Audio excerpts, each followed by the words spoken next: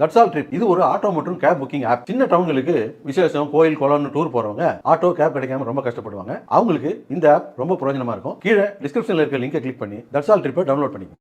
மக்கள் மீது வரியை வாரி சுமத்திய திமுகவின் கொடுங்கோல் ஆட்சி அகற்றப்படும் என அதிமுக பொதுச் செயலாளர் எடப்பாடி பழனிசாமி தெரிவித்துள்ளார். அதிமுக பொதுச் செயலாளர் எடப்பாடி பழனிசாமி சென்னை மயிலாப்பூர் கபாலீஸ்வரர் கோயிலில் சுவாமி தரிசனம் செய்து தேர்தல் பிரச்சாரத்தை தொடங்கினார். மயிலாப்பூரில் பிரச்சாரம் செய்த அவருக்கு கட்சி நிர்வாகிகள், தொண்டர்கள் மற்றும் பொதுமக்கள் உற்சாக வரவேற்பளித்தனர். மக்கள் மத்தியில் உரையாற்றிய இபிஎஸ், சென்னை மக்களுக்கு திமுக ஒரு துரும்பை கூட கிள்ளி போடவில்லை எனவும், திமுக ஆட்சியில் மக்களுக்கு துன்பங்கள் மட்டுமே மிஞ்சியதாகவும் கூறினார்.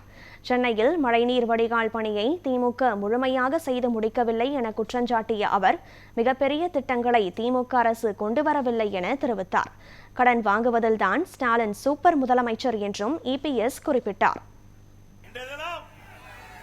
5 ஆண்டு காலம் திராவிட முன்னேற்ற கழகம் ஆட்சி செய்தது. 5 ஆண்டு காலம் திராவிட முன்னேற்ற கழகம் ஆட்சி செய்தது. நாட்டு மக்களுக்கு என்ன செய்தார்கள்? ஆட்சியிலே மக்களுக்கு துன்பம்தான் மிஞ்சியது. திராவிட முன்னேற்ற கழகம் என்றால் குடும்ப கட்சி, வாரிசு அரசியல், குடும்பத்துக்காக இருக்கின்ற கட்சி திமுக கட்சி, மக்களுக்காக இருக்கின்ற கட்சி அண்ணா திமுக கட்சி. பொன்மனச்செம்மல் புரட்சி தலைவர் எம்ஜிஆர் அவர்கள் தீய சக்தி திமுகவை வேரோடு அழிக்க வேண்டும் என்ற அடிப்படையிலே அண்ணா திமுக என்ற இயக்கத்தை தோற்றுவித்தார். பிறகு அனைத்து இந்திய அண்ணா திராவிட முன்னேற்ற கழகத்தை மாற்றி அமைத்தார்.